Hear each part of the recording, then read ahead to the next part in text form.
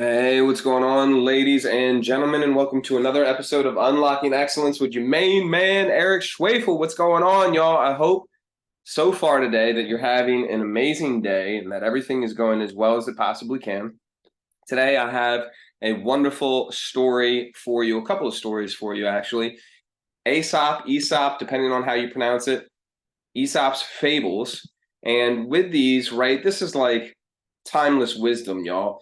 Aesop was around thousands and thousands of years ago. And what he ended up doing was creating, or at least popularizing these photos, these stories, excuse me, so that we could have the images of those stories in our head and they could stay with us forever. These lessons that include little short stories with animals and how those lessons can apply with vivid imagery that would, severely or not severely, but seriously mimic what we may encounter in our own world, right? So stay with me as we go over these next two. I got story number 5 and story number 6. And remember, this is going to be a series, y'all. We got quite a few stories to go. So right now, I want to tell you about the story of the charcoal burner and the fuller. So a charcoal burner, right, back in the day, somebody who was around charcoal a lot, they ended up burning charcoal. So they, if you haven't been around charcoal, just handle it, and then you'll see that it is not clean work. Meaning, you get very dirty very quickly with charcoal because it gets all over you, right? It's earth, so that earth will get all over you, nice and dark. Same thing with like charcoal toothpaste. That little bit of powder gets somewhere, it gets all over. And then a fuller is somebody, Fuller, fuller, is somebody who cleans wool for a living, right? It's dirty wool, it's dirty clothes, and they end up cleaning it. So check this out. Story number 5, the charcoal burner and the fuller. There was once a charcoal burner who lived and worked by himself. A fuller, however, happened to come and settle into the same neighborhood. And the charcoal burner, having made his acquaintance and finding that he was an agreeable sort of fellow, asked him if he would come and share his house. He wanted a roommate, right? Quote, "We shall get to know one each other much better," he said. "And besides, our household expenses will be diminished." It sounds like a pretty good deal. This charcoal burner is giving him the business, right? He's trying to sell him. And the fuller thanked him, and he replied, "I couldn't think of it, sir.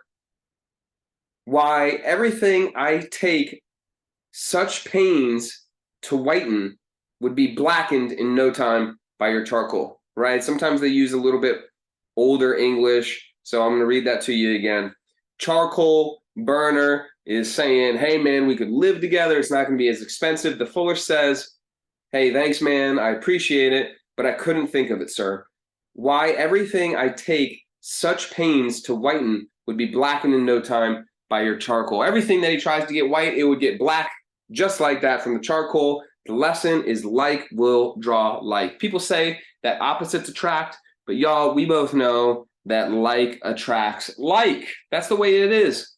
Your frequency is what you frequently see and what you consistently bring in to your experience, your reality, right? So if you want to change what your frequency is, then you have to change what you frequently see. If you're constantly seeing the negative, the bad, all of this, then you're going to consistently bring that into you. And you don't need to be doing that. You don't need to be bringing in the bullshit belief systems, the BS. You don't need to do that. We need to keep your BS into the good and high vibing ones, right?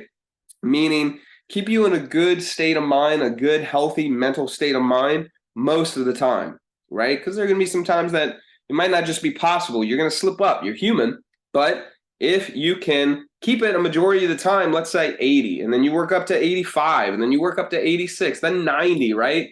And if you can be in a good state of mind, not necessarily happy, not necessarily overjoyed, right? But in a cool, neutral, and above, content, happy, fulfilled, satisfied, right? Zen state of mind, you're winning. You're winning.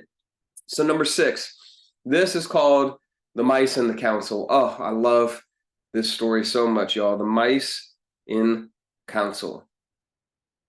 Once upon a time, all the mice met together in council.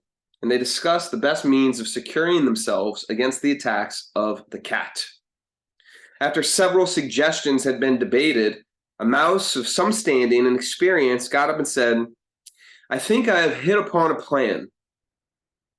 I think I've hit upon a plan which will ensure our safety in the future, provided you approve and carry it out, of course. It is what we should fasten a bell around the neck of our enemy cat. That's the plan. Put a bell around the enemy cat's neck. When we do this, it will sound and warn us of her approach." This proposal was warmly applauded. Everybody loved it. It was great. People were so excited and they were so happy that, my gosh, this would solve our problems. We would know when the cat was coming and we could change things. But when an old mouse got up upon his feet and said, "I agree with you. All that the plan before us is an admirable one, that it deserves the applause that it's gotten. But may I ask, who is going to bell the cat?"